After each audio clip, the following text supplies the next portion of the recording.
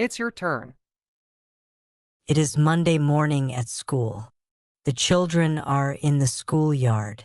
They arrive early. They want to play before class. Sam is near the swing. He wants to play first. He says, "Please, it's my turn." Tom answers, "Okay." Sam plays on the swing. The other children wait. At 8 o'clock, the bell rings. The teacher comes to the yard. He looks at the children. He says, "Don't push." He also says, "Do respect your friends." The children listen carefully. No one fights now. Everyone waits for a turn. After 5 minutes, Sam stops. Tom plays next.